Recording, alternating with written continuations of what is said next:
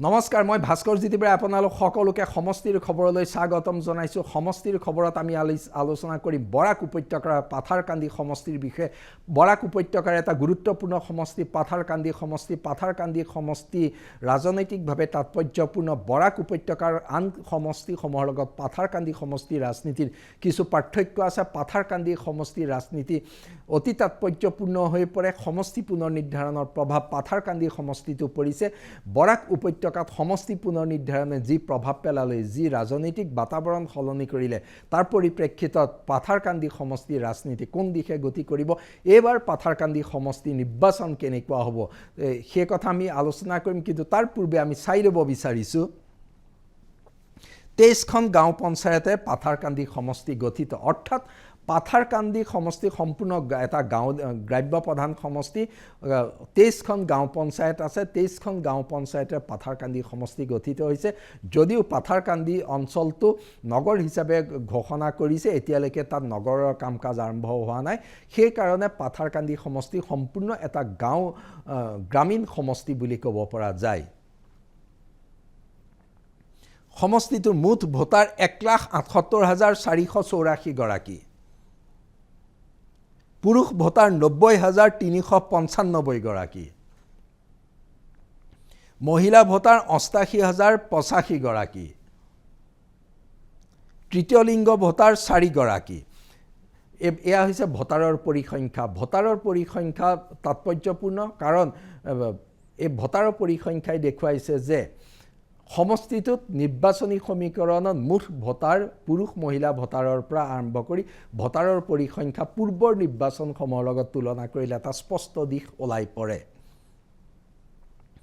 মুছলমান ভোটাৰ 55,024 গৰাকী মুছলমান ভোটাৰ আছে 55,024 গৰাকী একটা তাৎপৰ্যপূৰ্ণ দিশ কাৰণ মুছলমান ভোটাৰ 55,000 নিৰ্ণায়ক ভূমিকা পালন কৰিব পৰা সমষ্টিটোৰ ৰাজনীতিতে মুছলমান ভোটাৰৰ ভূমিকা অতি গুৰুত্বপূৰ্ণ হিন্দু বাঙালী ভোটাৰ আছে 53,490 গৰাকী 53,490 গৰাকী হিন্দু বাঙালী ভোটাৰে নিৰ্ণায়ক ভূমিকা পালন কৰিব সমষ্টিটোত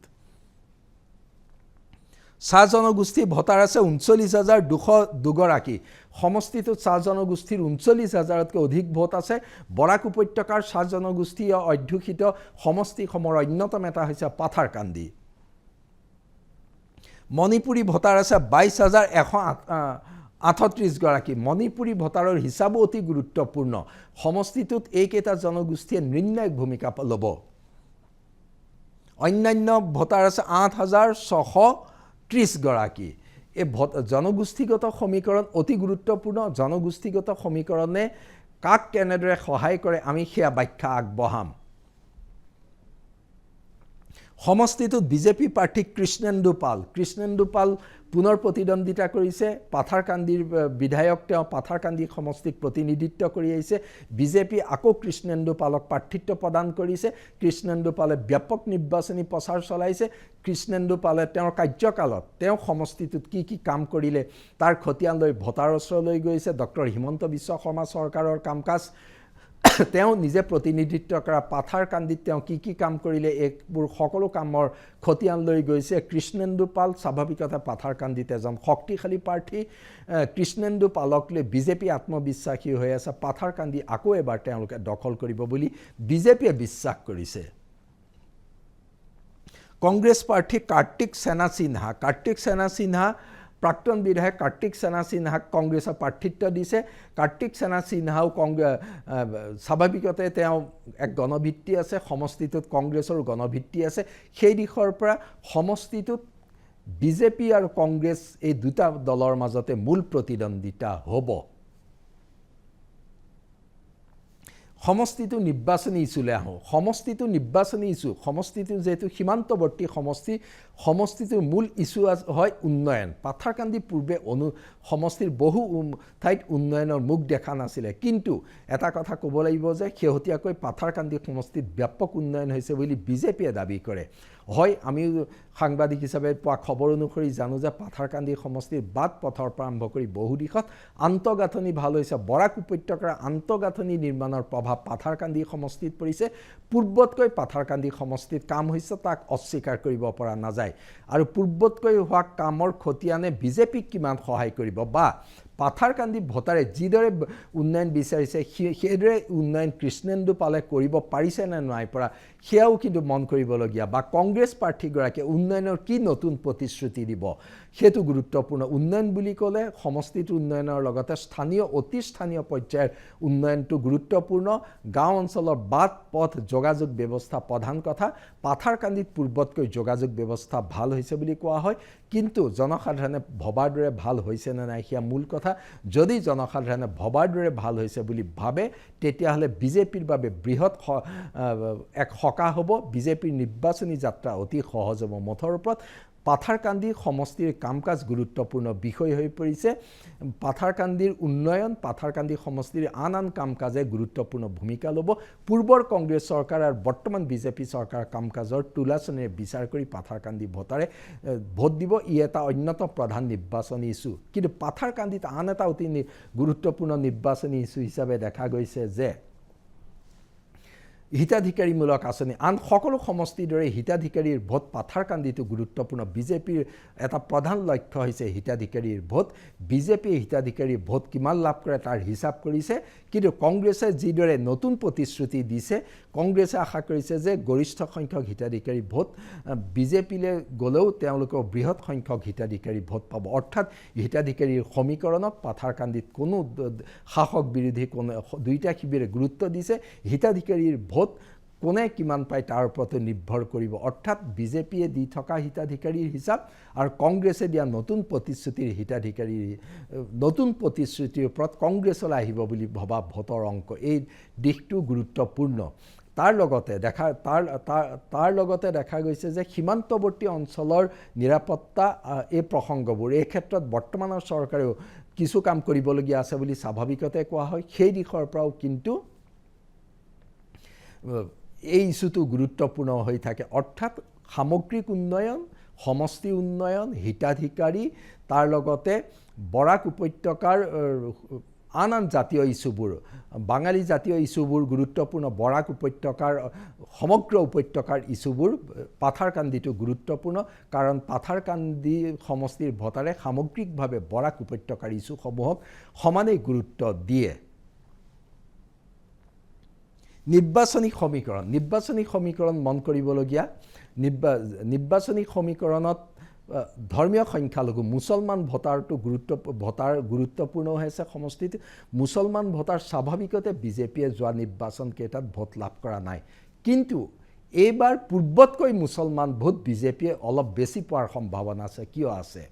কাৰণ বৰাক উপত্যকাত যি উচ্ছেদ হৈছে, এই উচ্ছেদৰ ফলত বিজেপিৰ ভোট কমাতকৈ অলপ বাঢ়িব পাৰে, তেনেকুৱা এটা ধাৰণা দেখিবলৈ পোৱা গৈছে। কাৰণ বহু অঞ্চলত বিজেপিক ভোট দিয়াৰ প্ৰৱণতা দেখিবলৈ পোৱা গৈছে ধৰ্মীয় সংখ্যালঘুৰ। ই বৃহৎ পৰিমাণে নহয়, কিন্তু যোৱা নিৰ্বাচনতকৈ ধৰ্মীয় সংখ্যালঘুৰ মাজত হিতাধিকাৰীমূলক আঁচনি আৰু সেই অঞ্চলবোৰত যিহেতু উন্নয়নমূলক কাম কাজ হৈছে, সেই দিশৰ পৰা তেওঁলোকে পূৰ্বতকৈ কিছু অধিক সংখ্যক ধৰ্মীয় সংখ্যালঘুৱে এইবাৰ পাথাৰকান্দিত বিজেপিক ভোট দিব বুলি ধাৰণা হৈছে। বিজেপিৰে যদি পাথাৰকান্দি সমষ্টিৰ কিছু সংখ্যক ধৰ্মীয় সংখ্যালঘুৰ ভোট আহে, নিশ্চিতকৈ সেয়া কংগ্ৰেছৰে ক্ষতি হ'ব। তাৰ পাছত হিন্দু বাঙালীৰ ভোটাৰৰ মাজত বিজেপি অতি শক্তিশালী অৱস্থানত আছে, বৃহৎ সংখ্যক ভোট তেওঁলোকে লাভ কৰিব।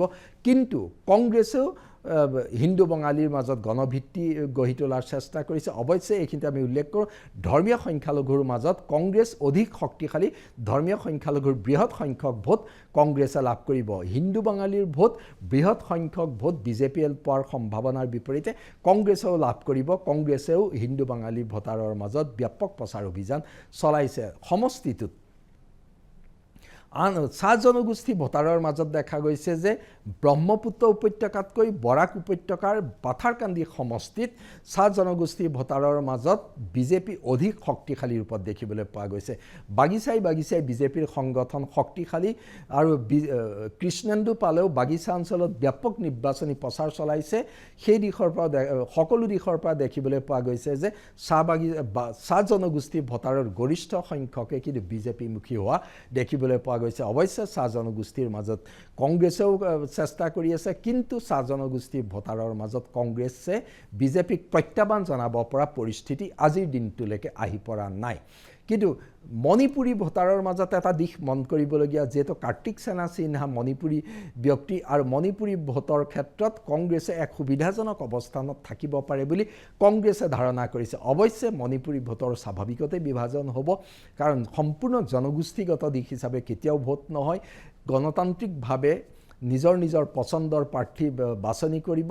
এই জনগোষ্ঠীগত সমীকৰণ পাথাৰকান্দি সমষ্টিত অতি তাৎপৰ্যপূৰ্ণ হৈ পৰিছে। জনগোষ্ঠীগত সমীকৰণত বিজেপিয়ে কেনেদৰে আগবঢ়াই নিয়ে, কংগ্ৰেছে কেনেদৰে আগবঢ়াই নিয়ে, সেয়া মূল দিশ হৈ পৰিছে। অৰ্থাৎ জনগোষ্ঠীগত দিশৰ পৰা সমীকৰণ কাৰ কিমান শক্তিশালী হয় তাৰ ওপৰত নিৰ্ভৰ কৰিব নিৰ্বাচনী প্ৰতিদ্বন্দ্বিতা। বিজেপি নে কংগ্ৰেছ শক্তিশালী? এতিয়া সমষ্টিটোত যিহেতু দেখা গৈছে যে কৃষ্ণেন্দু পাল যথেষ্ট শক্তিশালী অৱস্থানত আছে, তেওঁৰ জনসম্পৰ্ক ভাল, তেওঁৰ দলৰ সংগঠন ভাল, তেওঁৰ দিনত সমষ্টিত কাম হৈছে, এইবোৰে নিশ্চিতকৈ ক্ৰিয়া কৰিব আৰু সমষ্টিটোৰ জনগোষ্ঠীয় সমীকৰণো বিজেপিৰ সপক্ষে আছে বুলি, অনুকূলে আছে বুলি বিজেপিয়ে ধাৰণা কৰে। আৰু কৃষ্ণেন্দু পাল যিহেতু সক্ৰিয় হৈ থাকে, তাৰ বিপৰীতে কংগ্ৰেছ প্ৰাৰ্থীগৰাকী কেনেকুৱা? স্বাভাৱিকতে কংগ্ৰেছৰ পাথাৰকান্দিত পূৰ্বতে গণভিত্তিক শক্তিশালী আছিলে, কংগ্ৰেছক ওলাই কৰিব পৰা বিধৰ নহয়। গৌৰৱ গগৈয়ে কংগ্ৰেছৰ দায়িত্ব লোৱাৰ পাছত পাথাৰকান্দি সমষ্টিটো সংগঠন সক্ৰিয় কৰিছে, সংগঠন বৃদ্ধি কৰিছে। গৌৰৱ গগৈয়ে নেতৃত্বলৈ অহাৰ পাছত পাথাৰকান্দি সমষ্টিটো কংগ্ৰেছ কৰ্মীসকলৰ মাজত উচা উদ্দীপনা দেখিবলৈ পোৱা গৈছে। কংগ্ৰেছক পুনৰুজ্জীৱিত কৰাৰ এক প্ৰক্ৰিয়া আৰম্ভ হৈছে। গৌৰৱ গগৈয়ে সভাপতিৰ দায়িত্ব লোৱাৰ আগত যেনেদৰে পাথাৰকান্দি সমষ্টিত কংগ্ৰেছ নেতাকৰ্মী আঁতৰি গৈছিল, কিন্তু গৌৰৱ গগৈয়ে সভাপতিৰ দায়িত্ব লোৱাৰ পাছত পাথাৰকান্দি সমষ্টিত কংগ্ৰেছে নতুনকৈ উজ্জীৱিত হোৱা দেখিবলৈ পোৱা গৈছে। কিন্তু কংগ্ৰেছে বিজেপিৰ লগত কিমান প্ৰতিদ্বন্দ্বিতা আগবঢ়াব পাৰিব, সেইটো ডাঙৰ প্ৰশ্নবোধক চিন। নিৰপেক্ষভাৱে ক'বলৈ গ'লেও সমষ্টিটোত বিজেপি শক্তিশালী অৱস্থানত আছে।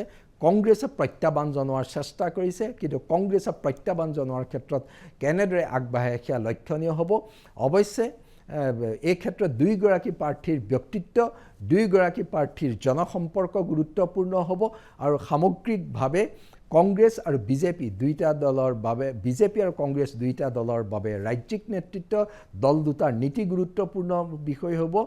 যিদৰে বিজেপিয়ে বৰাক উপত্যকাত দি অহা বিশেষ গুৰুত্ব, একেদৰে কংগ্ৰেছৰ বৰাক উপত্যকাত গৌৰৱ গগৈ নেতৃত্বত এক নতুন দৃষ্টি দিয়াৰ চেষ্টা কৰিছে। এই দিশবোৰে স্বাভাৱিকতে পাথাৰকান্দিৰ ভোটাৰক প্ৰভাৱান্বিত কৰিব। পাথাৰকান্দি সমষ্টিৰ নিৰ্বাচনী প্ৰেক্ষাপট এনেকুৱা, বিজেপি আৰু কংগ্ৰেছৰ মাজত প্ৰতিদ্বন্দ্বিতা হ'ব। পাথাৰকান্দি সমষ্টিবাসীয়ে কি সিদ্ধান্ত লয় সেয়া ফলাফলৰ দিনটোলৈ অপেক্ষা কৰিব লাগিব। কিন্তু পাথাৰকান্দিৰ নিৰ্বাচনী প্ৰেক্ষাপট আমি কোৱাৰ দৰেই নিৰ্বাচনৰ দিন ওচৰ চাপি আহিলেও ইয়াৰ কিন্তু ব্যাপক পৰিৱৰ্তন হোৱাৰ কোনো সম্ভাৱনা আজিৰ দিনটোত আমি দেখা নাই।